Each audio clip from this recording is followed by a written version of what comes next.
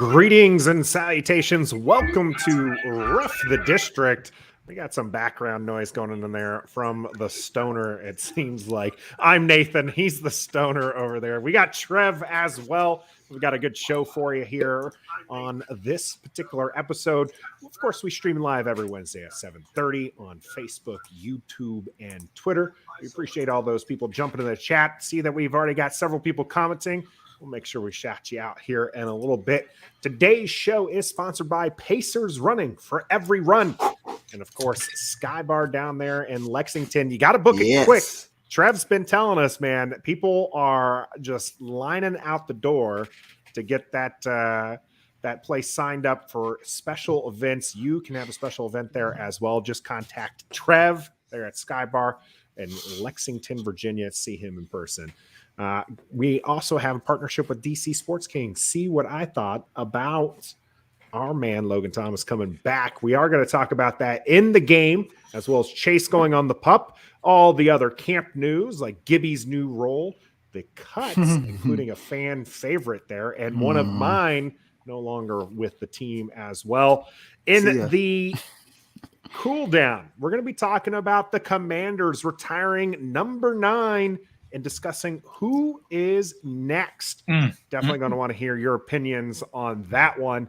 And here in the warm-up, we are going to be talking about none other than the concessions at FedEx, franchise value, and whether or not we like joint practices as others are having their joint practices.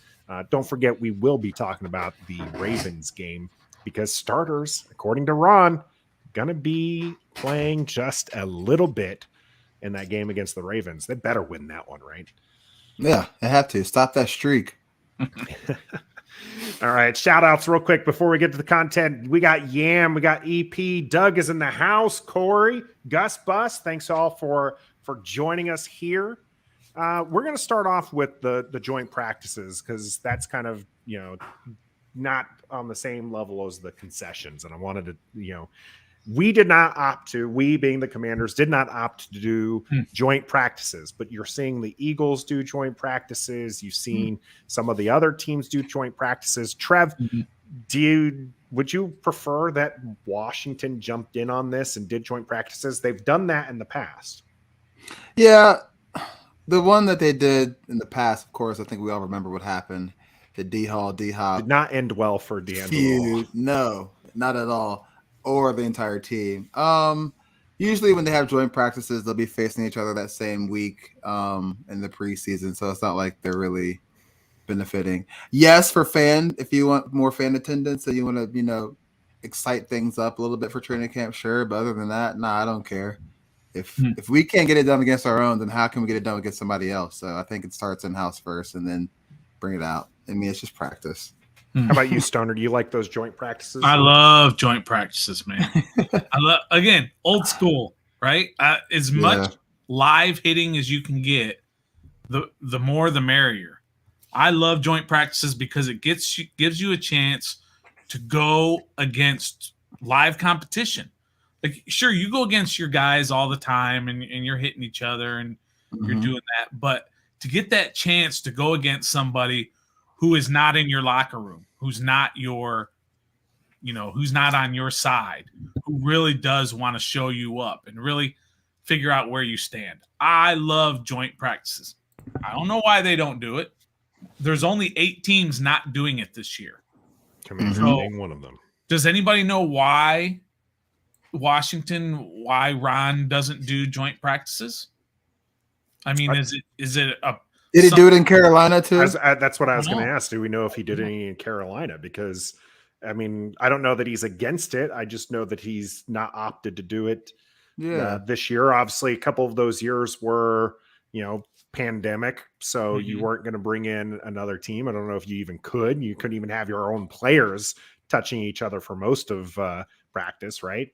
So I don't know that he's just really opposed him, or if he just felt like maybe this year installing a new QB into the system, he didn't want to take that time and put there, because you got to think those joint practices ran different than their normal training, right? They're going to have to, that's not, our 11 on 11 drills are after like individual drills. They're after doing, certain rounds and working on certain things. I don't think that's how joint practices work though, right? Like you have to dedicate more time, because you have to make it worthwhile to the other team to have them come there. It can't just be like, hey, why don't you practice on our field and then we'll hit each other for a little bit and then move on. I think like you're probably looking at your wide receiver, versus their DBs, like as we've seen with Slay being beat by Tyreek Hill, you're probably seeing some of that stuff rather than whether or not, what your own guys are doing. But I mean, I guess you're right, Stoner. You get to at least see them against the other team. Wouldn't you like your guys, let's just say your corners and your safeties, wouldn't you like to see them going up against Patrick Mahomes 3 to 4 times a week? Yeah. And get that work against the best rather than the same guys game in or day in, practice out, the same plays. You can recognize certain plays. The defense, let's just say your defense is lining up. You can recognize certain plays because you've seen it over and over and over, and you know what to expect. And you can work on tendency, or you can use tendencies that the guys are doing, but that doesn't help you when all of a sudden you've got Tyreek Hill, for example, or you've got for the Chiefs, you've got Travis Kelce running down the field all the time. And I haven't seen Travis Kelce. I've seen Curtis Hodges game in and game out, or practice in and practice out. A little bit of a difference there. Yeah, I'd like to see him run up against Travis Kelce week in or practice in, practice out, just constantly getting that work against the best rather than the same guys, your teammates. Gaming, I don't know. I just think it's probably better to have those extra practices against live competition.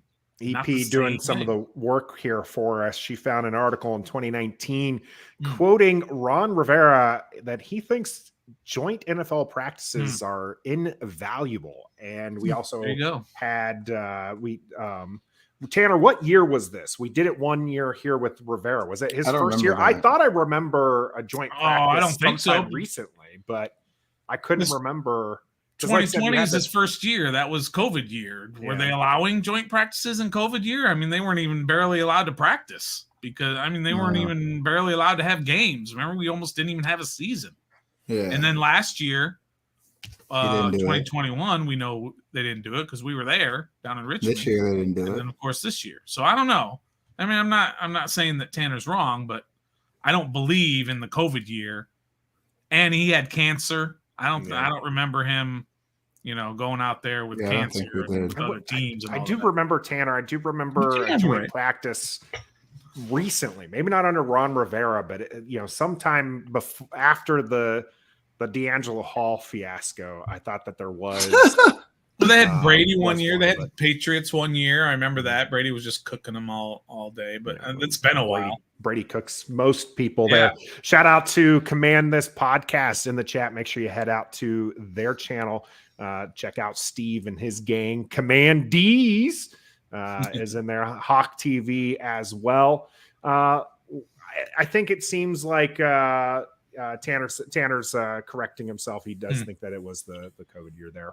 So maybe recently, like 2019 or 18 or something. No, I think 15 was the last one with the Houston Texans. Really, was it? So I don't know. I find value in them as well. I think that they are a good thing for the team. Whether or not they're opened or not open, to fans, I don't really care about that. As long as they're getting that experience against another team, I really think that there's some good value in there, especially against the AFC team that you're not going to see through the regular season, right? You're not, it's not like you're giving up game secrets or anything to valuable division opponents or to someone within the conference. This is someone who you're only going to see, if you play in the Super Bowl. So I do think that there's some value there, at least more value than you're going to get at FedEx Field when you buy yourself some concessions under a little scrutiny here. The Washington Commanders with their beer prices, as they have the highest beer prices of all of the stadiums, which they are in fact pretty high. Okay, like I'm a beer drinker. I try to do the tailgating, do a little pre-gaming before getting in there, because your money, your hard-earned money, goes pretty quickly if you're trying to have yourself a beer. If goodness gracious, if you're doing a beer a quarter, you're gonna walk out penniless. But if even a beer a half gets pretty expensive. Yeah. What are your guys' thoughts on the concessions for the for FedEx Field, which, by the way, Metaphor, shout out to you here. $17 off of tickets tomorrow for the game opener. Trev was just talking to us about going to the opener. If you buy them tomorrow, you can get $17 off. That buys you that one big boy 26-ounce can right then and there. Well, I have a lot of questions about this. Okay. Don't you have a graphic too to show us some? Yeah, let me bring this up real quick. And this is from our buddy Tailgate Ted, who took this photo and put it out there. And this is just basically the price of beers for a specialty king can. It's $18. And for a domestic king can, it's $16. Now, I think those king cans are, what are they? 25 ounces, 26 ounces. 25, those are big. Like that, yeah. Now, here's my question. Nathan, you were just there, right? The three of us were there last year for a couple of games, right? Yes. And so I can give my experience from that, but Nathan was just there at the preseason game. Are there more selections than what we see here, which is a king can, domestic or specialty? Are there regular size beers? Are there draft beers? Are there cocktails? They do have cocktails. They do have some draft beers. And I think that's actually one of the prices that went out there that actually showed that Washington has the highest beer prices. I think it was $14 for a draft beer is what they were showing. So, there are a lot of people pointing out that, this is a king can. It's double the normal size. Yeah. So, you're looking at essentially two beers for $9. Yeah. Does that make it worth it for you, or a craft, or yeah, I mean, you go to a bar and you get a beer, a craft beer, on draft is $7, maybe $8, depending on the craft. Get in the bottle, $7, $8, depending on the craft. Yeah. So I remember the last concert I went to was at Jiffy. I think it was a Jiffy Lube. Yeah, it was a Jiffy Lube Live, right?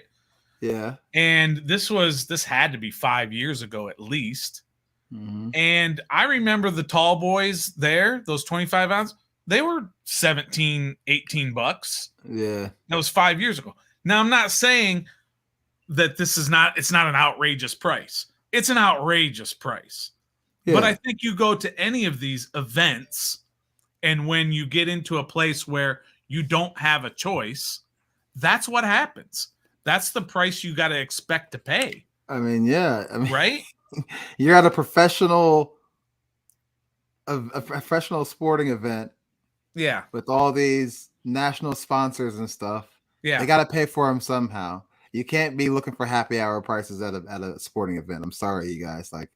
That's just what it is. There has to be a little bit of a balance. Like, you are going to pay stadium prices. Yeah. I love this comment from Tommy T. Thanks for joining us here. It was the fans of other teams coming in and paying this price. That's right. Our own fans aren't paying it. Yeah. Our fans are staying home and drinking in the cheap seats as they were. Gus Bus brings this up. He says, if you want more Washington fans at FedEx, do what Arthur Blank did down at Atlanta. Brand new stadium with fan first pricing. They have some of the cheapest pricings they do when it comes to food and everything else, right? So I do think there needs to be a balance. I agree that you should expect to have a premium price. Just like if you're going to the movie theater, that popcorn costs them like 25 cents to make, but you're paying $10 to $15 for it. Right. Command this podcast. Everyone just needs to go to Sky Bar Lexington and get their beverages. Problem solved right there. Exactly. Right. That's how you got to do it. Solved. Good company as well. Good. You can see all the action. Nobody getting up in front of you. You know. So no. But also, I'm a Nats season ticket holder. Right. When I go to the Nats games, the prices for a tall boy are $14, $15, $16. Yeah. I don't know what it is. And that's like somebody said. I'm sorry, I forgot who said it. Like in Atlanta, the fan first pricing was, I believe, Doug or they have great prices there, but I don't think that's the norm. Which that would be great, but I think if you go to pretty much any place around the NFL, those are the prices. Yeah, I mean, I'm not. And when I personally grab a beer at a sporting event, I'm not looking to chug it and be hammered. I'm looking to just, it goes along with the atmosphere, obviously. But like, I've found myself sometimes at some of these games, my beer is like flat and watery, and it's like the second quarter. I'm like, well, I mean, you just make it last. Rolling it. Yeah, slow rolling. So I mean, it is what it is. It's 2022. It's not gonna get any cheaper. Yeah, it's pretty much two beers for the, And it's just relative again to these other places. Is Washington's the most expensive? Maybe, but I don't think it's something like where Washington is charging, $27 for a beer, and the next highest place is $14. It's not like that. We might have $14 for our draft beer, and the next highest is $13. Somebody's got to be the highest. They might have some of the cheaper hot dog costs at $5. I was going to say, I saw when you're a gold member, you get certain things half off. How come? Is there like a rule or law you can't do it on alcohol either? Or is it just that their policy that they're not going to do it? Because I think that... Good question. I'm not sure if there's a law, but it is definitely their policy not to discount the beverages. They should be able to take $2 off. Yeah. You're a gold member. Yeah. People are paying all this money for gold member. They don't care about a $50. I guarantee you, if they cut it by just even 25%, you probably get a lot more people. Make the gold, yes, exactly. Make the gold membership worthwhile. Like they're not signing up for $3 off of a bag of popcorn. They're signing up for like expedited lines and hopefully some discounts on liquor and beer. But EP says it's against the law. So it is. I mean, that's what she said. She said it is against the law. Let me pop that up there. So yeah. So I'm just curious if everyone feels that that it's gouging or it's it's just kind of the way it is. You just know going in that it's going to cost you a lot because that's just how it is. I'll buy the first round of beers for you guys, and then we'll go from there. The next person buy another round, and then it'll be fine. Okay. Yeah. Well, there was somebody else in there. You just do the pregame and the tailgate, and you don't have to worry you're good about to go when you're in there. And then Trav, you're right. You just get one for the atmosphere and chill. That's exactly what remember what we were doing. We were going into the the USO tent. The USO tent, and you got 2 free beers. You get 2 free beers if you're if you're a vet, that was you need to check out the USO tent when you go. They do provide a free Can I use your food. name? You get to meet one of the Washington legends, and you get 2 free beverages.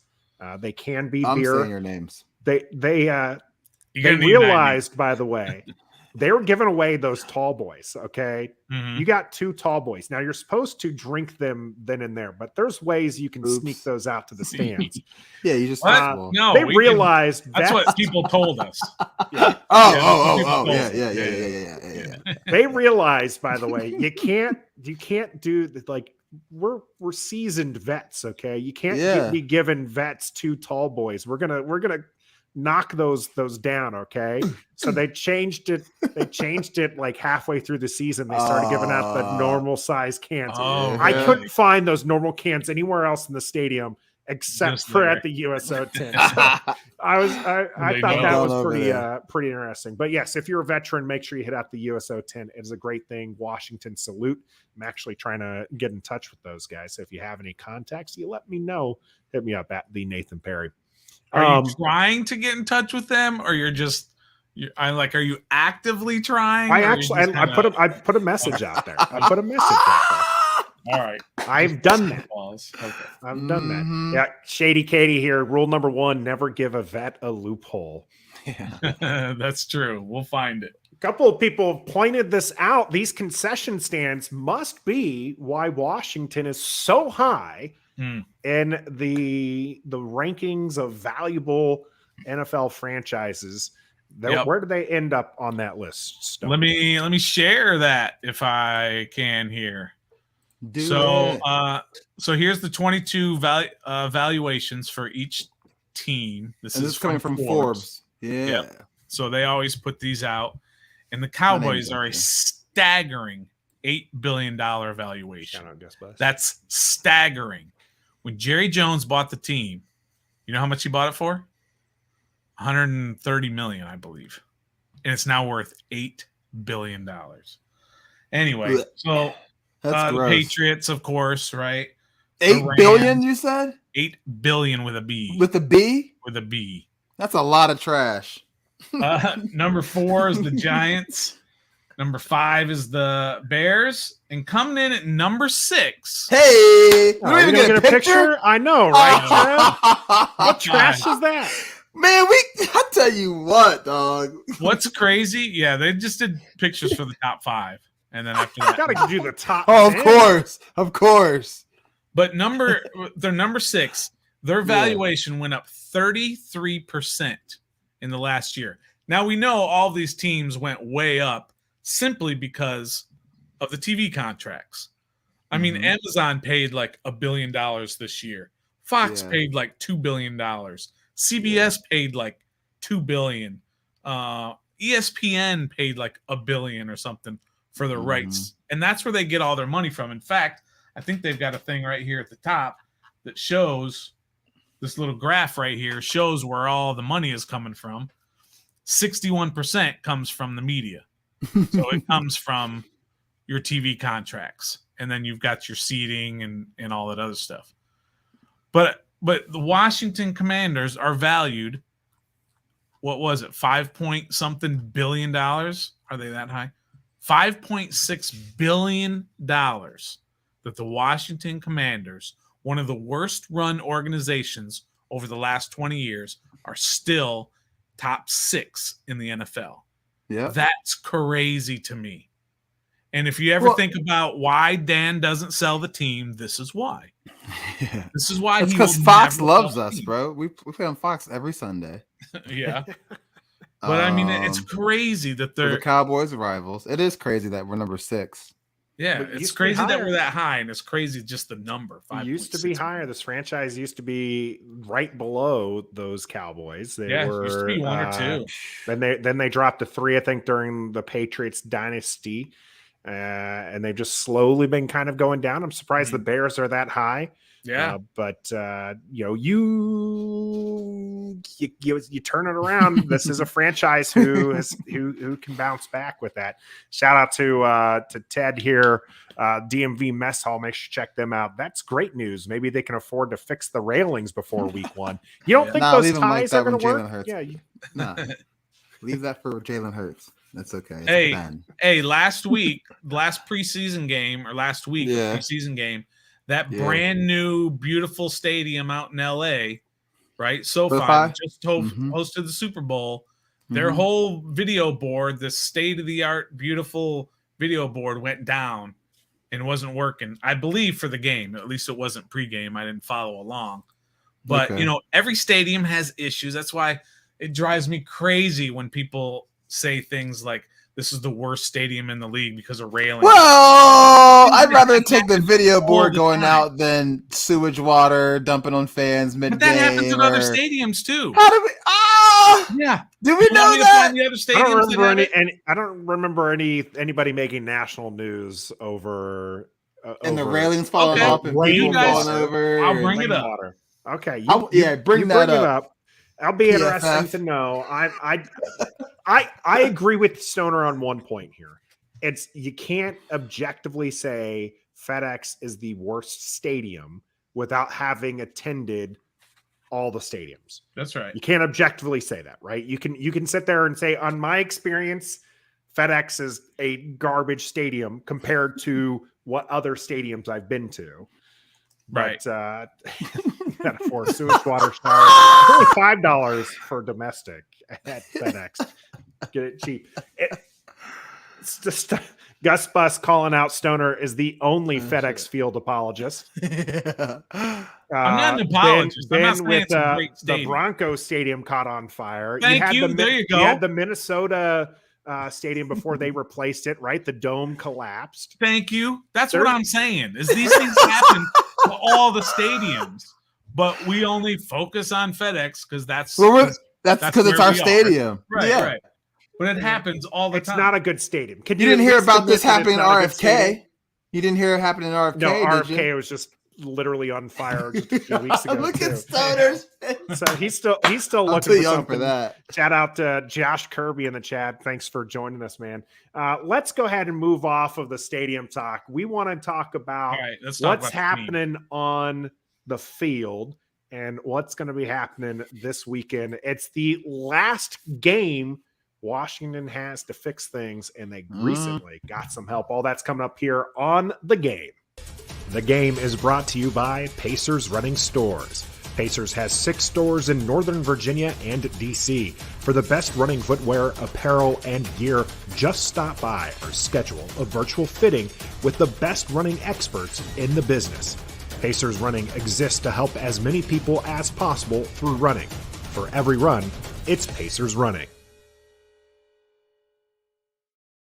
Thanks for joining us here on Ref the District. If you're watching us live here on YouTube, make sure you leave us a like and subscribe to the channel. We appreciate that. If you're listening on one of our audio platforms, make sure you're subscribed to those auto downloads. Get everything right then and there from us here on Ref the District. We're going to be bringing up, we just talked about the stadium and the warm-up. Here, though, we're going to be talking about what happens outside the stadium, as we got some pretty good news this week with Logan Thomas coming off the pup. Trev, you seem pretty excited about that. Oh, huge. Tight end number 1. Go up and get it, tight end. Needs to work on blocking a little bit, but he's our tight end number 1. He's good for the locker room, good for our offense. Great news that he's off the pup list before week 1. Do you think he'll play week 1? Yes, he will play week 1. Yeah. Maybe not as much as he was anticipating before he got hurt, but he's definitely going to make a presence on the field for a few snaps, I believe, for sure.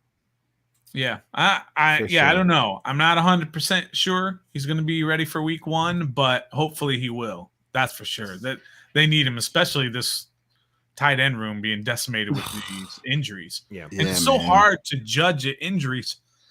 Excuse me. Oh, okay. Okay. What do you want us to roll? I don't know.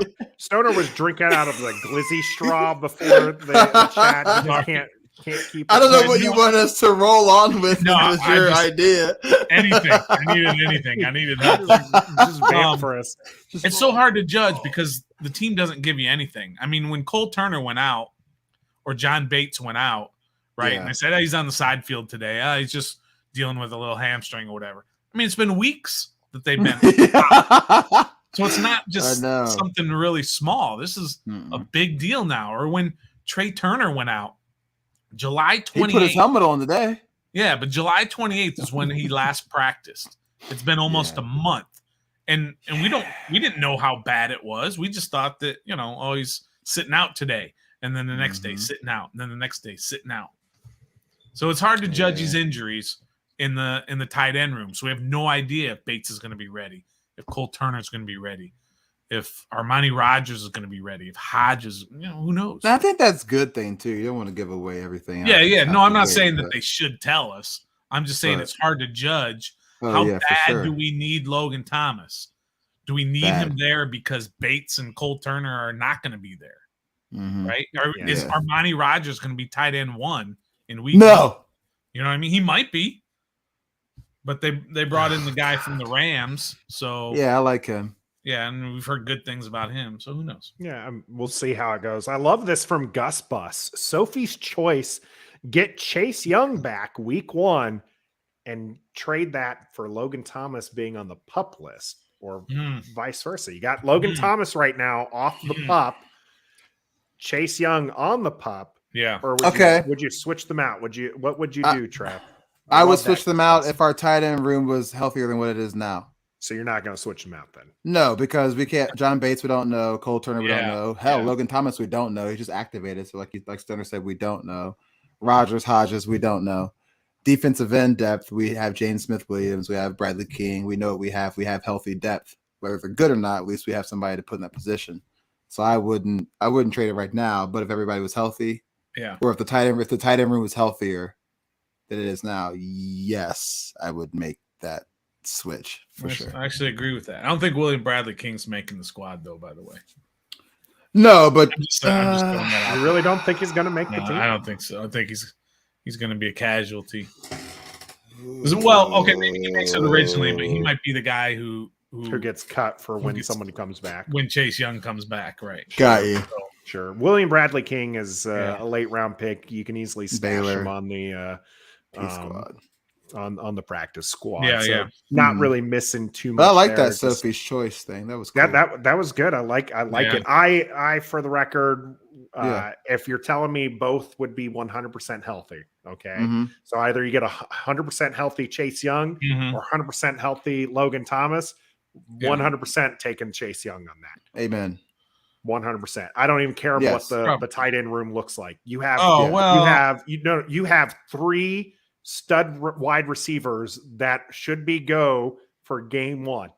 I don't need the tight end as much as I need Chase Young healthy and helping out this atrocious defense. Yeah, I'm taking Chase Young 100% of the time. All day. all day. But unfortunately, we don't get that choice. Yeah, I think it does depend on the health. For me, it does. Yeah, I mean, you got to have tight ends, right? If you don't have any, if you got Armani Rogers as tight end 1, you're in trouble, right? Big time, right? Or sorry, I already forgot his name, even though I just mentioned it. The guy from Curtis the Rams. Hodges. Oh, Blanton. The Rams. Yeah. Blanton, yeah. So if Blanton is tight end 1 and Armani Rogers is tight end 2, you're in trouble. Now, if you have healthy, if Bates is healthy and Turner's healthy, then I would go for Chase Young. But it's definitely has to do with the health for sure. Yeah, for sure. Well, unfortunately, Chase Young is not healthy. He is starting on the pup, and I want those watching here to help me. Here we go. Something, here we go. Here we go. We had ourselves a little bet, and I'm just gonna share my screen right here, because this happened just a few weeks ago, and Stoner and I differ in opinion on what happened here. Travis given up his dollar regardless. Okay, that's you lost. He's not going to get anything. Pup now. Probably we're looking at Chase Young remaining on the pup.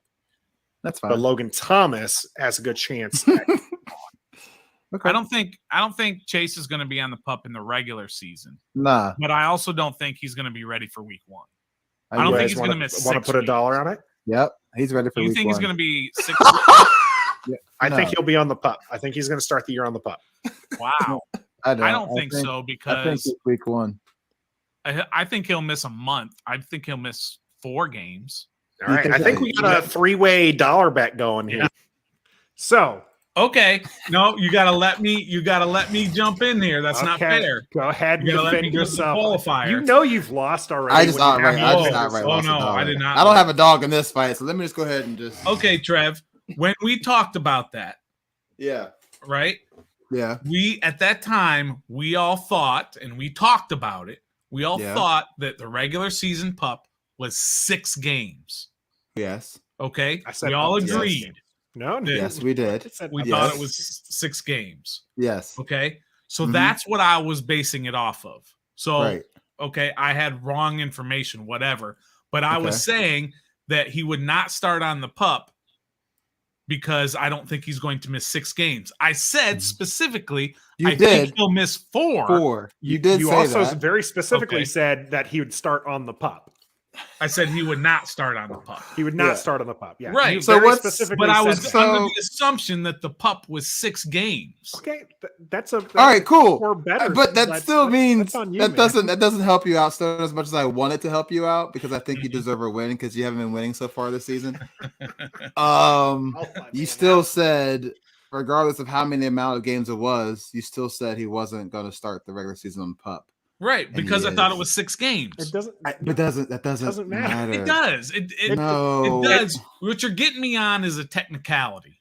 No, You're getting me on a no, you're technicality. trying to win off of a technicality. technicality. No, I'm trying to not. No one lose fooled you. on a- No Yeah, one exactly. But Okay. you're losing because you said he is not going to start the regular season on the pup. Right. No matter And that's immediately followed it with that's he's okay. not- I think he'll miss. You 4 should have games. said- I need You the should have chat here said to chime if- in and tell you Stoner should have said he owes me if $1. if the pup is 6 games, he's not going to start on the regular season's pup. You should have said it that way. But since you just said he's not going to start it based on your information that you thought it was 6 games, we didn't know Okay. that.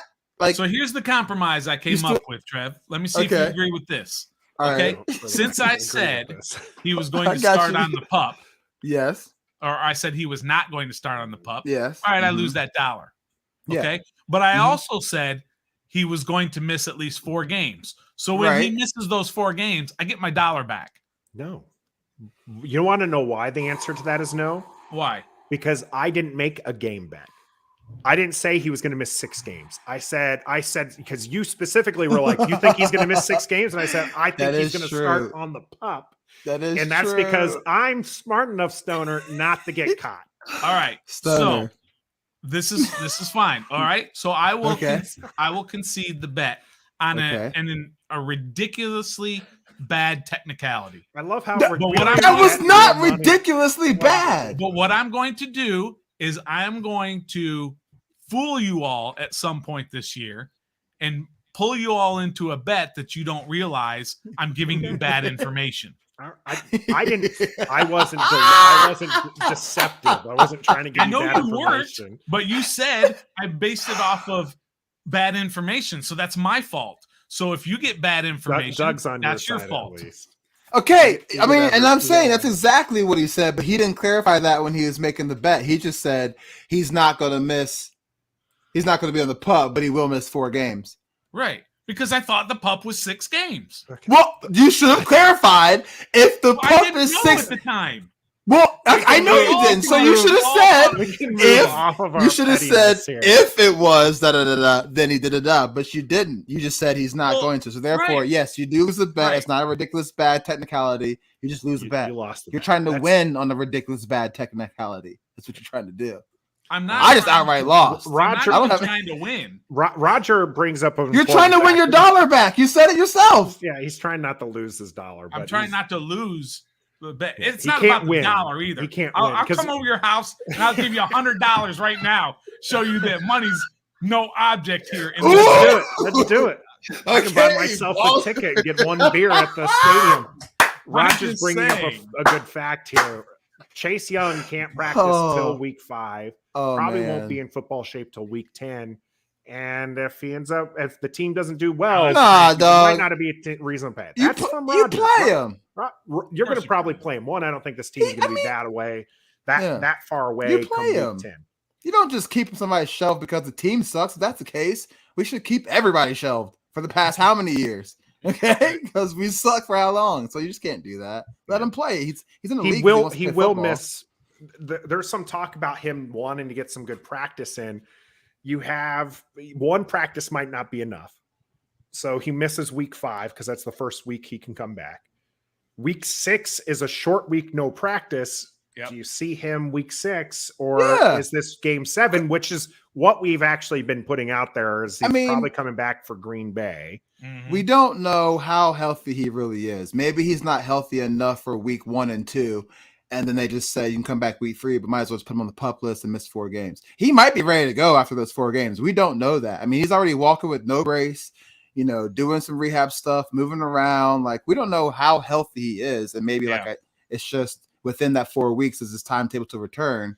They don't want to rush it. Just like we were saying, they don't give us good information on injuries. Just like Detroit. Said, he could be ready for week 3, but they don't want to push it. Yeah. And so by the time week 5 comes around, he's ready to go. Because they see that our first 4 games are what? Jags, Lions, Eagles, Cowboys. So and just like the Troy Apke situation, I only knew about the calf because I saw a picture of him with the sleeve, in practice with the sleeve on his leg, but they never once said he missed practice because of a calf. They never once reported that he wasn't practicing at all in camp. We just thought he was just not shining, but he wasn't playing at all. He's got an injury cut because so you're right. So we'll see how that all plays out, but it's too bad that by the time he does finally get in there, and I think probably everybody's leaning towards that week 7, week 8, maybe even week 9, whatever. So he's only going to have half a year. I hope not. And he's got a lot to prove in that half a year. I mean, the Jets are doing that with Zach Wilson. They reported that he's ready to go week 1, but the timetable was 2 to 4, so they're going to hold him out until that timetable is done to be cautious. So maybe that's what they're doing with Chase. Who knows? I hope it's rather sooner than later for sure. Yeah. Does it? I want to. I think I know the answer to this, but if either one of you have a solid answer to Caleb's question here, did Chase hurt the same knee he did in college? He's thinking maybe that's why of the long wait here. I don't think so. I don't think it's the same knee. I want to confirm that though. Now, while we're waiting to confirm it, one of the reasons why this is a longer recovery time, because you got to remember Logan Thomas, who's older, injured, had a similar, I'm using quotations here, injury, comes back sooner, but it's because the type of injury and the way that they fixed it is why there's a longer recovery. So, but Stoner, do we have confirmation whether or not it was the same knee? No, I'm just looking at. I'm looking at it right now too. Yeah. So I think it was while they're looking at it, the DMV mess hall here. Why are we acting like Chase is going to fix the first team defense? He was a liability when he was in last year. He needs to prove to me his stutter step garbage is out of his system. That is all true, but when you see that Chase Young is starting on the opposing defense, you already know what he's capable of. You have to game plan him. Whether he's going to wreak havoc or not, you have to game plan for that man. Yeah. I mean, you saw his college tape. You saw his rookie year. He's a number 2 pick for a reason. Yeah, his stutter step sucks, and we all know that, and his point of attack to the quarterback is bad or whatever it is, but, like, you still got a game plan for that man. Christian McCaffrey's missed 2 years. You still got a game plan for him. Saquon Barkley's 2 years. You still got a game plan for him. So, like, they might not be as productive, but their name is more productive than what their actual production might be. So you still got a game plan. Yeah, it still helps. Having his presence just helps other teammates too. Yeah, that's a big thing there. Sweat right now is going to face every double team imaginable. It's just like Terry McLaurin on offense. We were screaming for a wide receiver to be picked up in the draft because you needed to open up Terry, so he wasn't being double or triple coverage, or facing that double or triple coverage. It's the same thing for Sweat. He's a great player, but if he's seeing double teams because you have William Bradley King on the other side or Casey Toohill, you're not going to see as high of production out of him if Chase Young comes back healthy. Yeah. Or at least some portion of healthy to be able to take some of that off of him. And I don't think anybody's sitting here saying that he's going to come in and all of a sudden turn this defense into a top 5 defense. Oh, no. But there's no doubt that having him there makes your defense, on paper, makes your defense better. You obviously have to prove it. But if anybody was coming back from an injury who was a starter on your team, no matter what, he's going to help your team. So let's take, for example, with Logan Thomas. Logan Thomas is not going to come in and reinvigorate this offense, right? There's a lot of weapons on this offense already, but Logan Thomas is going to help this offense. His presence, his ability to find open spots in the middle of the field to help out his quarterback when he's in trouble, his ability to make plays in the end zone, right? He's a huge target. We've seen him do that a couple of times. So he's not going to turn this offense around, but he's going to help. And it's the same with Chase Young on the defense. He's not going to turn everything around. He's going to help. And if he can ever live up to his talent, then obviously you've improved your defense quite a bit. So to go back to that, my bad, that college injury, I don't think he did, but I do know that they said that they had to take the patella from his healthier knee and put it in his more injured knee this time. So that's why it's more serious and probably taking longer to he had a complete reconstruction of his ACL, whereas Logan was just a repair. Now Logan also messed up those other ligaments like the MCL and the PCL as well, but Chase had a complete reconstruction. Yeah, that's totally different. So it's understandable that it's going to take him a little bit longer. Ted keeps coming after Chase Young here. I think we're going to need $1 on this one. Ooh, who has more sacks by the end of the season? Chase Young playing 13 games tops, or Casey Toohill playing the full 17? Chase. It's going to be neck and neck, but Chase is going to squeak it out. It's going to be like 2 to 1.5, something like that. That's how close. No, it's going to be Casey will have 4. Chase will have like 6 or 7. I'll straight put $1 on if Chase Young plays double-digit games, he has more sacks than Casey Toohill. Okay, I probably agree with that. I would probably agree with that. Yeah, I'll agree with that too. Yeah. So Ted, let us know. Let us know if you take that. Let us know in the chat if you're in on this one on well. Chase Young double-digit games has more sacks than Casey Toohill playing a full 17 here. Let's move on past Chase Young to some people who were injured and no longer on the team. Stoner winning this battle with the technicality as well. I just saw that Sammis Reyes is gone. I thought they were keeping him on IR. That's from Yam, but he did take an injury settlement. He is no longer with the team. He was released. Now, what that means is he can sign with a different team. He can also come back to Washington and play this season. Can he play this season? He can play this season because he took the injury settlement. Within a week. So how long does he have to be out? He can come back tomorrow and play week 1? Is that what you're saying? Probably not going to come back because he was but he injured, he could sign and play. I'm just saying theoretically. They can stash him back on the practice squad and so the way that works is now we got Ted taking that bet. So all right. Isn't that kind of cheating, or couldn't you not cheat that way by cutting him with an injury settlement and bringing him back? Just saying that, like, if you were worried about numbers in your tight end room and you didn't want to put him through the waiver process to where he could get snatched by another team, but instead you cut him and then you with an injury settlement and then bring him right back, it just seems kind of fishy. I thought that if you had that injury settlement that he couldn't play for them this year. But I don't know. If he would have stayed with the team on IR, he couldn't play at all. But he can come back to the team with this injury settlement. Okay. Now, if whether or not it's gaming the system or not, I don't think too many people are running out there to get themselves a Sammis Reyes. For sure. All right. For sure. Yeah. As much as I said want goodbye. that to work out. Oh yeah. He's probably gonna sign with someone else, right? So he wants to play.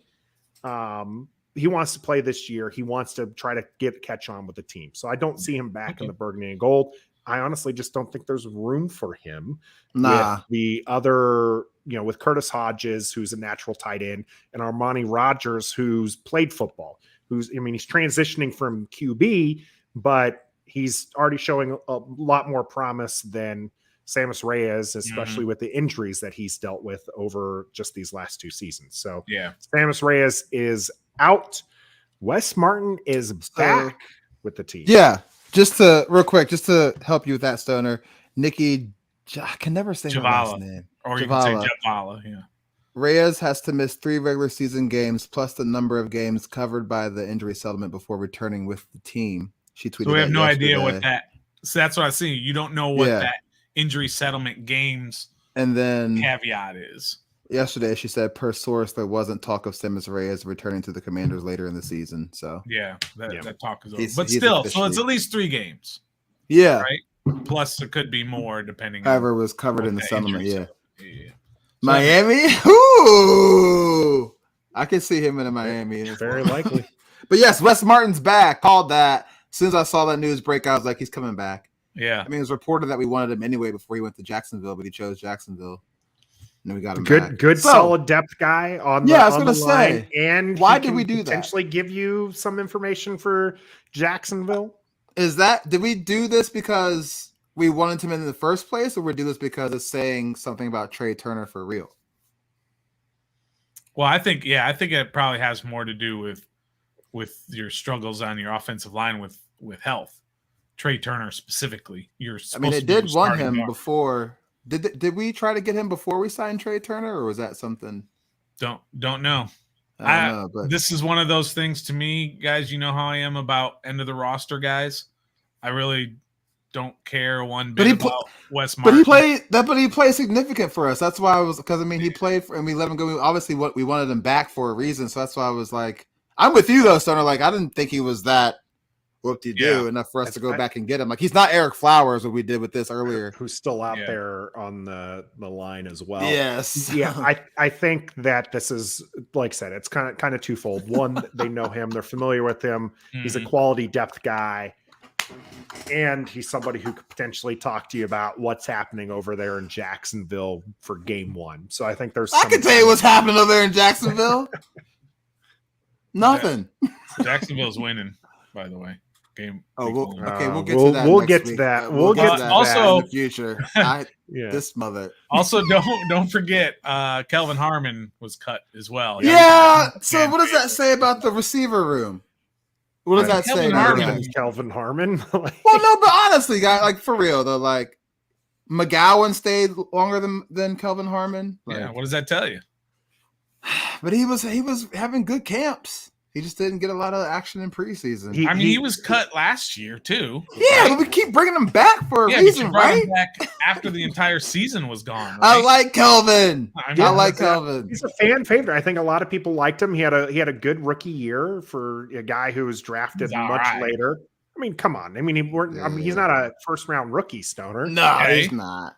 So he when you say good, you mean good based comparatively on where he was drafted. Yes. Okay. He exceeded expectation for where he was drafted. For sure. Okay, that's fair. His injury was unfortunate. I mean, it sucks for him, but he wasn't drafted by Ron and company, right? So there's no loyalty loyalty there. They saw enough in him to bring him, try him out last year, bring him back this year. But there's just too much talent, I think, in the wide receiver room, and he's not bringing anything on special teams for you. So Harmon just had to go. It was damn. You want these stories to work out, right? Like Jeremy Reeves is another one where people, like him. I love Jeremy Reeves. He's probably gone. He's gone. It's just the cuts that you had to do. Tanner's calling him slow and wobbly. I mean, yeah, probably. He just and that drop. I mean, the drop in the game that weighs on your mind. That's probably what did it right there, guys. You can't necessarily win a starting position or even a job off of one play, but you can certainly lose it. And I think he lost himself. At least confidence the coaches had in him when you throw it right to him. Mr. Steve, he drops it. Yeah, Dax Milne season definitely. I love Dax Milne. Dax Milne's making the squad. You're daggone right he is, Stoner. Sorry. There's I don't see McGowan making the 53. Ooh. Odds are they only keep 1, 10, 15, 17, 86, and 89. 83 is out. I don't even know what 86 is. 86 is Alex Erickson. Oh, Erickson. I don't think he's making the team, but that's I think they keep 6. I think they keep Alex Erickson. So he had 7. Production in preseason. Yeah, they do. I think they don't have 6, and Milne is going to be your punt returner, and Gibson's going to be your kick returner. I like Sony's brother practice squad, but He ain't making a 53. Yeah, we're talking about the Practice 53. squad. Yeah, making the 53. I mean, there's Dax is 16 making that for guys sure. on practice squad nowadays. You can get a lot of these guys are going to be on the practice squad, but on the 53, no chance. Zero chance. Yeah. Zero. Bet your Zero, Stoner? 401k on it. You've already emptied out your 401k No, I built it before. back up. He built it back up. I bet it on a pup list bet. So Yeah. Not against me, dude. No, not against you guys.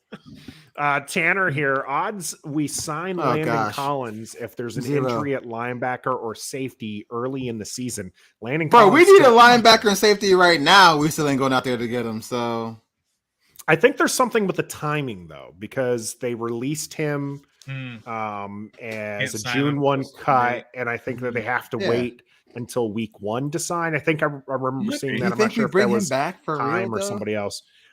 I don't know. Like I yeah, I don't know. Want him back?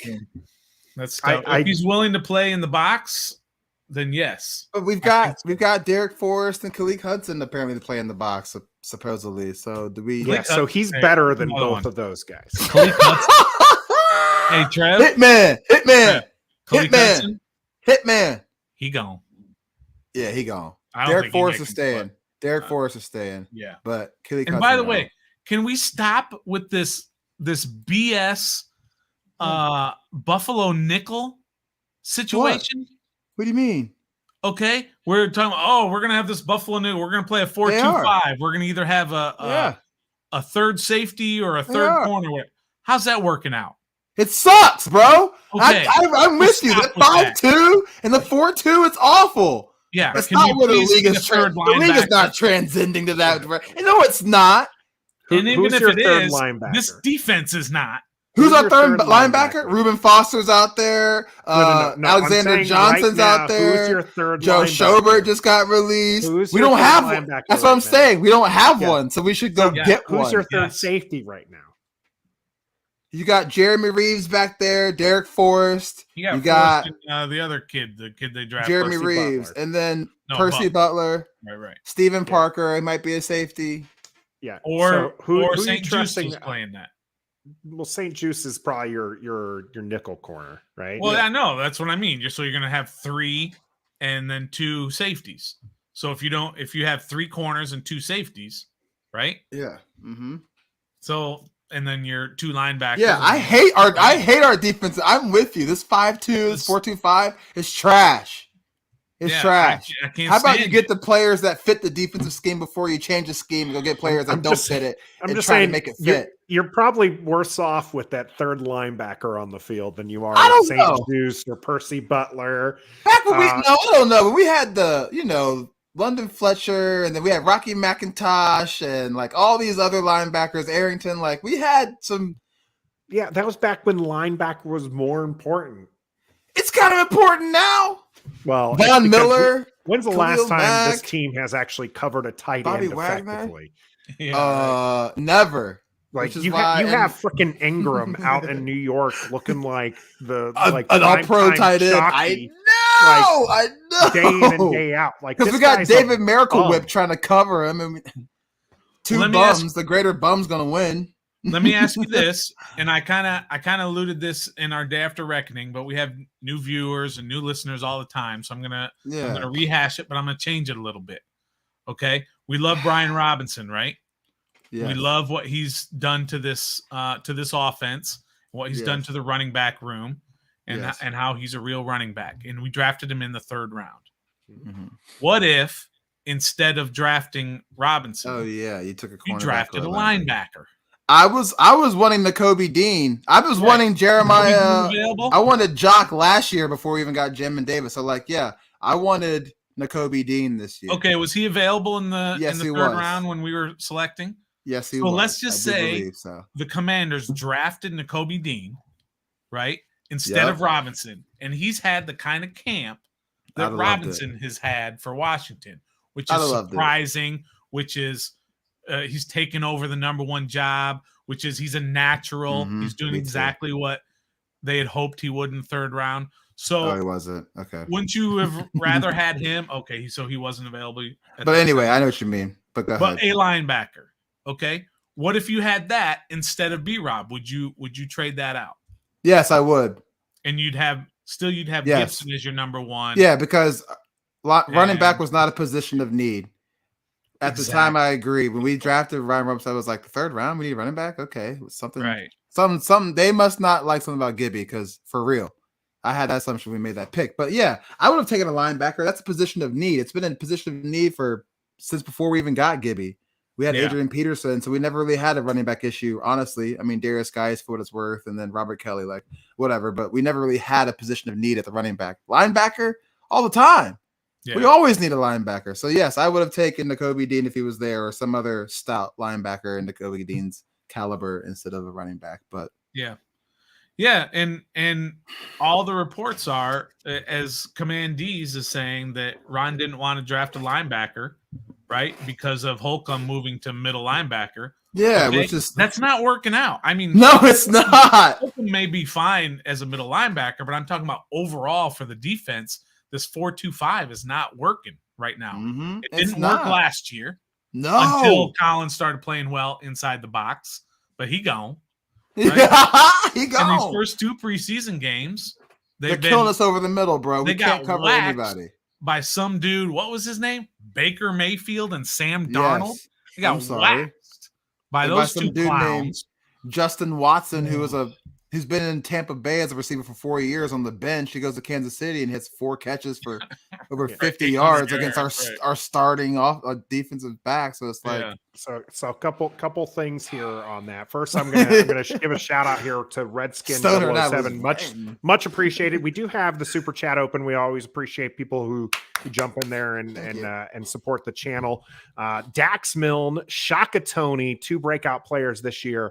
Dax Milne, I think, is going to have himself a good season for being like the fifth, relatively speaking, right? Yeah, relatively speaking. Yeah, for the 5th wide receiver, I think that he's going to be quite solid. Kind of, I think, in that like Humphreys role we saw last season, right? So I think something like that. And Shaka Tony, if he can be consistent, even Ron has talked about him being that third, that third down specialist, which they need somebody to get after the quarterback. Back on the topic of the linebacker. So the next 2 linebackers, okay, so you're not going to get Nakobe Dean, but you could potentially get one of these 2 guys that were taken just a few picks after Brian Robinson was taken in the with the 98th overall pick. At 102, you had Channing Tindall, linebacker out of Georgia, who went to the Dolphins. Okay. And then Leo Chenal, linebacker out of Wisconsin, that went to the Chiefs. Well, I wonder how they're performing in camp. I mean, I can tell you, I don't remember hearing Chenal's name. Was there any linebackers taken before? Right before, like, because I was going the ones that were after, because the ones who were available. As far as like who was taken right before, the Terrell Bernard out of Baylor was taken at 89 for the Bills. Okay, so Nakobe Dean, by the way, was off the board at 83. He was close. Yeah. Is this the I don't know, the Landon Collins fan club president or something? I mean, he's coming after me a couple of times here. I just wondered. It's okay. I don't know who Gunny Man is, but I'm a little bit scared now. So all right, so you're probably not getting Brian Robinson quality at the linebacker with that pick, is what I'm trying to point out, right? Because you're not none of those names I mentioned are that were available. Either one of those names, they're not making that same kind of level impact, I think, for the team as Brian Robinson. I forgot. That's Paulie. Okay. Shout out to our man Paulie. Make sure you check out the First String Podcast. Toothpick. Paulie and the gang are great. Absolutely a lot of fun. I'm not gonna lie though, I'm not taking away my I'm a little bit scared statement. I'm a little bit scared of Paulie. I'm just gonna tell you that. All right. All for the W, which we're hoping to get this weekend. If only preseason doesn't really matter, but we just want those fans who are from Baltimore who are so excited Yeah. for the participation trophy of never losing a preseason game in like the last like 6 years or whatever, right? They're like 22 games going on now where they haven't lost in the preseason. Starters are going to play. What do you guys think about that decision from Ron to have the starters playing? I'll start with you, Trev. I like it. Very, very limited. Apparently, he said in this press conference 4 times in a row, very limited, which is fine. You don't want to have a Ravens season like you did last time. I mean, like last year, the Ravens had losing all 3 running backs, but I'm for it. Very limited. I agree with that too. Just keep building every chance you have to build chemistry during a live football situation. Take advantage of it. So it says the man who turned down joint practice, by the way. Yeah, because I mean, I'd rather because you saw that whole fiasco with D Hall and D Hop. Like that's just you're just asking for that. The Lions had it on Hard Knocks against the Colts. They had a little. Not like altercation, but like it's just a waste of time. It's too many hot-headed tempers. Everybody thinks they're the best player in camp. Yeah. You waste more time breaking up scuffles than you do working on things. So that's my whole thing. But for the game, yeah, I mean, they probably won't play their starters, but they will play Tyler Huntley, which is Lamar Jackson 2.0, and he's been killing it this preseason. So probably the I most would like overrated to. I QB. want to see our starting defense going up against a Lamar Jackson caliber type quarterback. That'd be nice for a series or 2. And then take them out. So I'm with it. Playing for limited, nothing past a series or 2 for both sides of the ball. Stoner, where are you at with the starters playing some time here in the 3rd preseason game? Well, he's going to make whatever decision he makes. And it can bite you either way. So who knows what happens. I think he's pulling the okie doke on the team. I don't think they're actually going to play. But I think he wants them to prepare as though they're going to play so that they can't kind of just lollygag and not treat it as a real game. So if they think they're going to play one series or whatever it is, they're going to prepare that way. And then when it comes right down to it, he's going to say, you know what? I changed my mind. Maybe it's going to rain Saturday night or something like that. Yeah. He's going to say, you know what? We're just not going to put our starters out there. But they had the mindset going in, so they were focused. They did everything that they would normally do. I think that's what he's going to do. I have no inside intel. I like that. Yeah, that's no source on this one. No source on that one. That's so just me making that. But up. would you, if you were in charge, would you play any of your starters this 3rd game? I would. I love live practices or live preseason, just live reps against other teams. I think it's invaluable. How much would you play them? Completely opposite of what Ron says, but that's just me. I just want as much as I can. Well, he said it's invaluable. He said the joint practices are invaluable. Oh, he did. Oh, I thought it was the other. It was no. He says the opposite. Why doesn't he do it?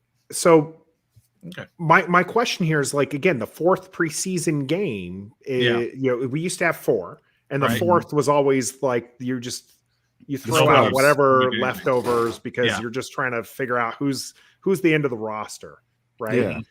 So if there's only 3 games, shouldn't this be like that? Shouldn't we see Sam Howell and Michelle and more of Dax Milne than we are going to see of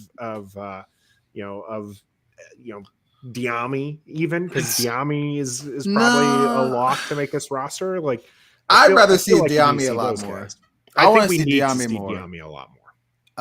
I'd like to see a mixture of both. I think this 3rd game, starters and oh my god, metaphors always got to crack. Yeah, metaphors on it tonight. Every coach has different philosophies. There's going to be some teams who are going to play their starters for an entire half, and then there's going to be some teams that like the Ravens where Lamar's not going to play at all. Or there are some quarterbacks that haven't even sniffed the preseason. I think Josh Allen is. And I think we should because a lot of those teams don't have chemistry issues. Like a lot of their offenses didn't really change. Yeah, didn't really have as many moving parts as ours did. And I think getting us some more reps with our new pieces would be nice. Like Terry doesn't need to play. There's certain guys. Samuel does not need to play. Yeah, get Carson in there. Put Jonathan Williams in there to see if he and JP held all the other running backs off or out. Let Dax be wide receiver 1. Cam can't play, but like all these other no-name guys play with a couple of the ones just to see, because it's going to happen in the season. We're going to see depth. It's going to happen. Injuries happen, so you might as well mix and match a little bit just to see what you have, but nothing crazy, because we don't lose Carson Wentz for the whole damn season and be right where we are with Ryan Fitzpatrick last year. So yeah. Well, as mentioned here in the chat, like Ryan Fitzpatrick didn't hurt himself in preseason. He waited until quarter 2 of the game, the opener against the Chargers. Yeah. So injuries are going to happen sometime. I just don't know that it's necessary to put our starters out there. Now, I will say this, and I've said it from the previous games. You don't let the other team dictate what you're doing. Okay. If the other team throws out their third stringers, you still play. You're there to play your first stringers. Play your first stringers. Okay. Then you can dial it back. After you see what you want to. You're probably not going to play them for very long against the third stringers, because your first stringers should dominate those third stringers, and you're like, okay, cool. We got an opening drive touchdown. It's the first one we've had in like 10 years or whatever. But then you take them out. But I just don't know that I want to see the starters. I love your idea, Stoner, of tell them they're going to start, so that way you can see them go through the motion and then sit them.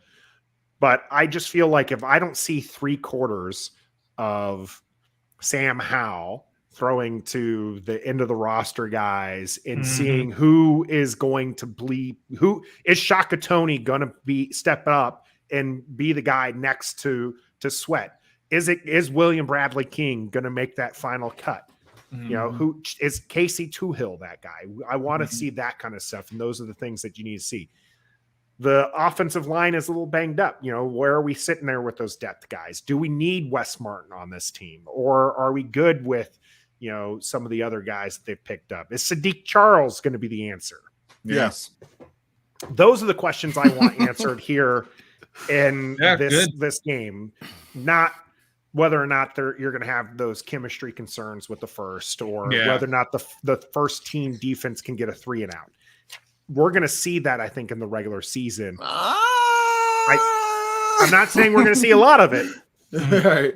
Not saying we're going to see a lot of it, but we're going to see it in the regular season. Yeah, you remember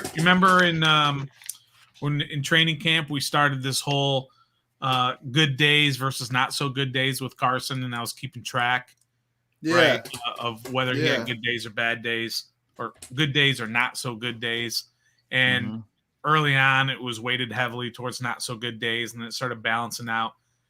And ever since that Friday night FedEx practice, where fans were allowed to go in, ever since that, when he kind of struggled a little bit, especially in warm-ups and everything, ever since then, every single day has been a good practice. And that's no longer like an issue. It's no longer a concern as we go into should never been a concern preseason game and into game number 1. It's not, is Carson Wentz throwing the ball in the dirt? Is Carson Wentz throwing over guys' heads too far? Is Carson Wentz not should have never been a concern anyway? Well, it was early in camp. It was. It's been worked out, and we no longer are talking about that, which is great. So it is great. I just want to kind of point that out. What was the final tally, by the way, Stoner? You said you were keeping track of it. Well, after the FedEx practice, like I said, and then I believe at that time it was 7-6 for the good. And after that, it was one after another, and I just stopped keeping track. And so I don't know. It was whatever in 6. 15 and 6 or whatever. However many practices there were. He had 6 not so good ones, and all the rest were good practices. So, and I that's huge. We're going to the Super Bowl, guys. Now 17-0 until we find out otherwise, right, Trev? Can't wait. Yeah, 17-0 until we find out. Dub. Mary W. If you haven't seen that short, you need to check out our short on Ref the District YouTube channel. Trav man. killing it with the dubs, the all dubs edition. All dubs. Yeah, correction metaphor. It is 20-0 until we find out otherwise. Absolutely. Gus Bus, real quick. It is Mountain Dew. Normally it's Fresca, but I know we switched it up. Fresca Mountain hasn't Dew, given us that deal yet. It's the Spark. It's the raspberry lemonade. Interesting. Flavored Mountain Dew. So all right, well, Mountain Dew hit us up for a sponsorship deal. Yeah, so correction, 20-0, absolutely. You know, Super Bowl bound. We'll see. Let's get a bold prediction at least for this game against the Ravens. Okay. Trev, you got a bold prediction for us? 34-23 Commanders. It's going to be a shootout between all the scrubs, and Sam Howell's going to deal. All right. Bold prediction is a shootout score. Yep. Stoner, you got a bold prediction? I got to come up with a bold prediction. Yeah, man. Something that's out of this world. Tyler Huntley throws 2 picks. Ooh. Okay. There you go. There's a bold. I like Who's their it. third stringer? I don't even know who their third stringer is. So I used to be Trace McSorley. Now it's not. Yeah, he's in Arizona now. I don't know who their third stringer is, but I'm gonna look it up. But I think Baltimore wins, and let me just state for the record, I don't care.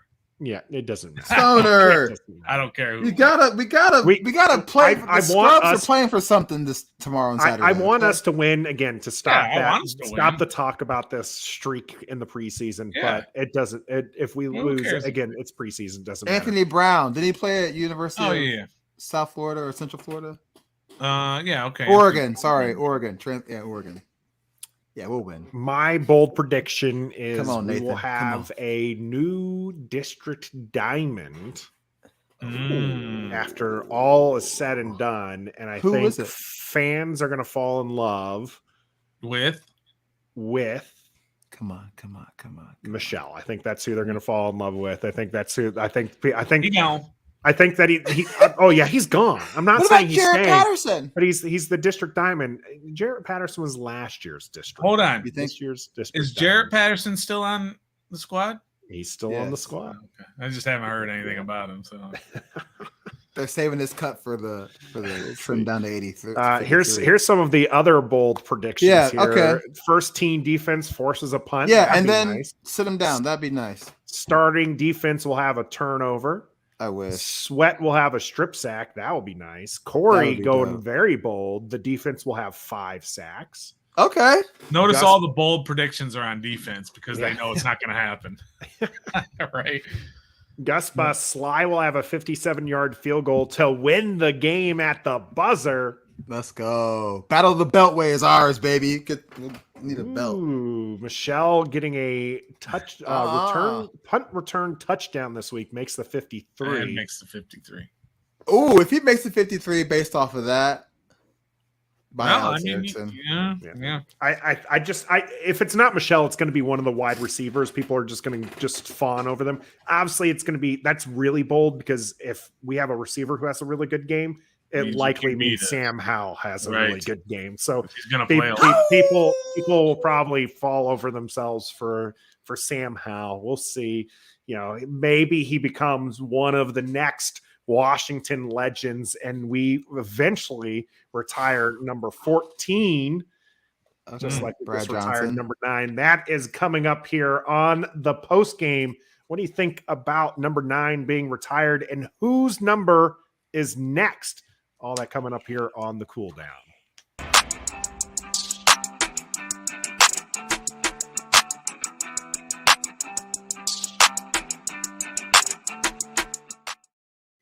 All right. Thank you for sticking with us here on Ref the District. Make sure you like this video for us. Subscribe to the channel. We appreciate everybody in the chat. And we did have that Redskin 007 give us that super chat donation of $10. Appreciate him again. Anyone who uses that, always big thanks. But all we really want from you, some of this great interaction that we've been seeing in the comment section. Love having this talk with you guys. And now we're going to have the talk. The Washington Commanders announced that number 9 will be retired.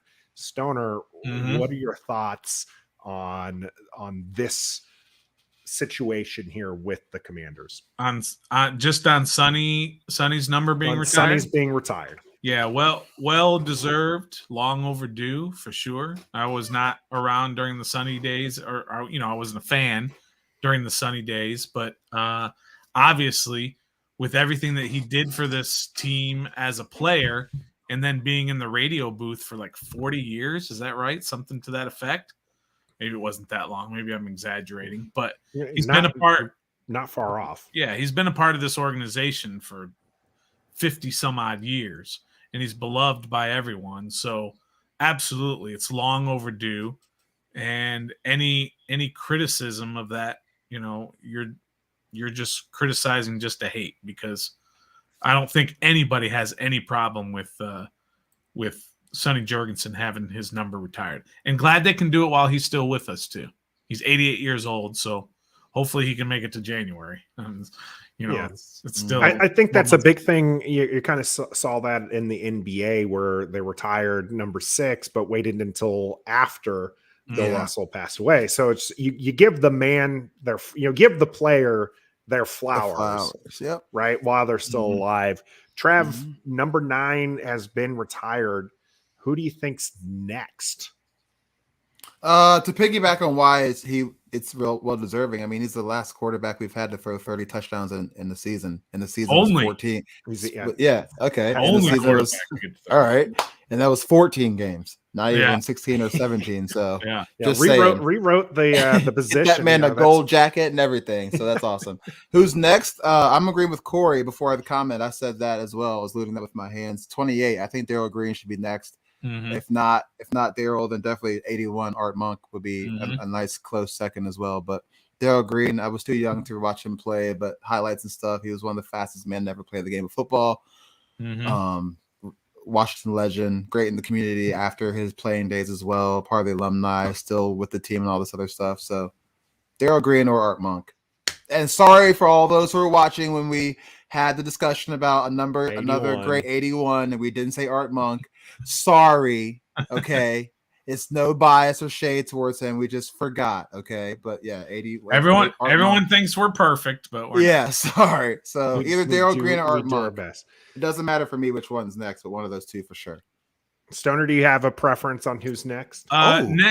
Next for sure is 28. It should go like this. It should go 28, 81, 44, and that's it.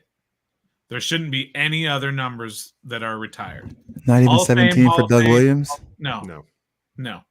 Certainly you got to be a not legend for Doug Williams to get your number retired. Doug Williams is not a legend? Year. He's a Washington legend, right? He had a good postseason for this team. Okay. I mean, but isn't he a Washington legend? No. Didn't you bench him, or didn't you cut him when we did the start bench cut with the Doug Williams? Yeah. I'd have to go back and watch it. We did a start bench cut for our viewers. It's been a while since we did have had one of those, but we did one with the starting QBs for the Super Bowl wins. And I can't remember what we did with Doug Williams. He won a Super Bowl. That's all he did. I mean, if you're going to do that for every guy who won a Super Bowl, you don't have any numbers left. Well, we've only won 3 Super Bowls, and that's quarterback position. You're saying only the quarterback gets credit? What about all the other guys? No, I'm kidding. I'm just saying he's a legend. There's a different level of legend. If you got to ask somebody to wear the number, he's a legend. And Haskins asked Joe Theismann, and Terry McLaurin got Doug Williams. You're not retiring 7, are you? You're not retiring 7. You're not retiring 17. These Doug Williams are not before. ones. But go ahead. I don't even know if I retire Riggins. I know that's a little bit more controversial. Why not? I do agree with you that he should be in consideration for it. Mm-hmm. Okay. And likely should have 44. I also don't see anyone actually wearing 44. But Daryl Green's my guy. I'm going with Daryl Green as the next one who needs his number retired. You're talking 2 decades with the team, Super Bowls, played, was on an all-decade team, Hall of Famer. These are the things you want from players that you're retiring. And that's one of the reasons why I don't think Doug Williams gets his jersey retired, because he's not a Hall of Fame player. Is John Riggins a Hall of Famer? The answer is yes. He's a Hall of Famer. He is. Oh yes, he should have his number retired. Okay. Fair enough. I don't know. I'm on the fence on that one. Rick Of course Snyder, you are. You invented the fence. Rick Snyder has a good one here. He does agree with you, by the way, Stoner, and those numbers being the ones to retire. Great article. Check it out on Odyssey. Check out Rick Snyder there at Snyder Remarks on Twitter. Legends are whose numbers are retired. There are many great players, but too few legends. That's why the list should be small. You can get Dexter Manley, you can get Charles Mann, Dave Butts, Hamburger, Larry Brown, Ryan Kerrigan. People were talking about Ryan Kerrigan having his number retired. Joe Jacoby would be one. Russ Grimm, Theismann, all those are great players, but you're not. They were good players. You're not retiring them. You put them up in the Ring of Fame or Ring of Honor. Oh, they get their name in the stadium. Cool. Yeah, but you don't get your number retired. That should be something special. Riggo.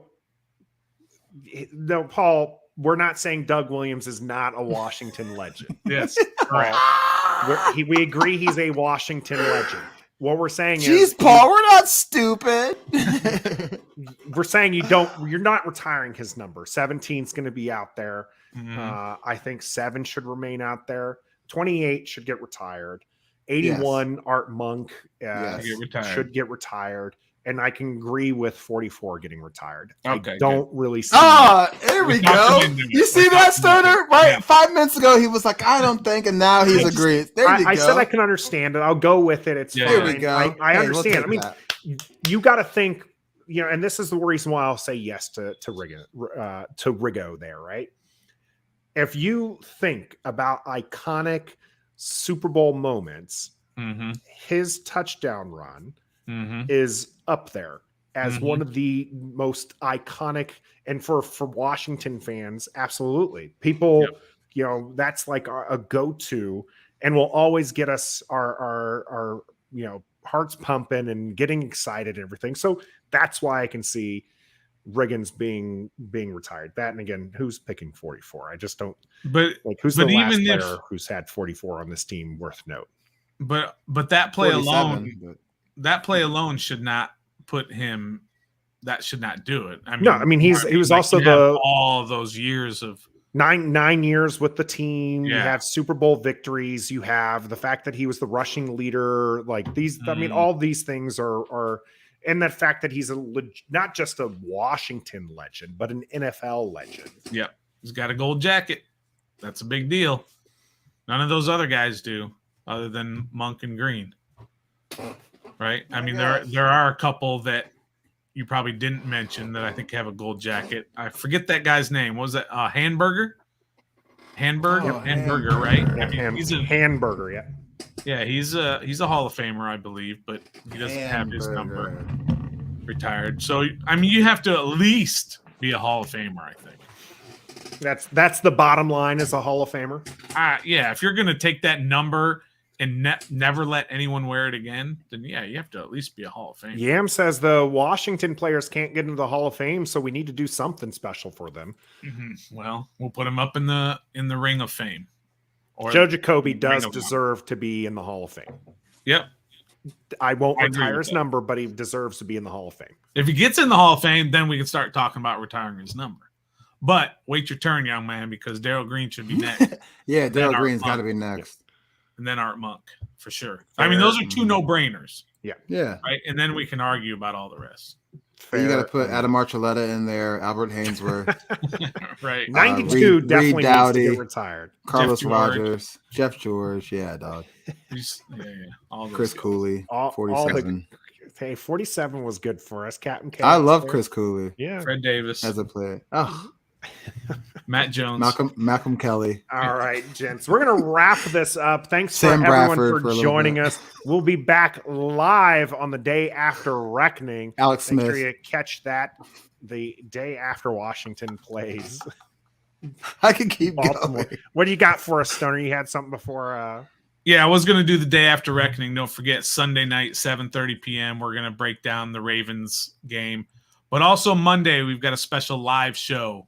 We don't do this very often, but on Monday, our live show is we have the 53-man projection project, and we have all of our content creator friends who are going to predict each roster position.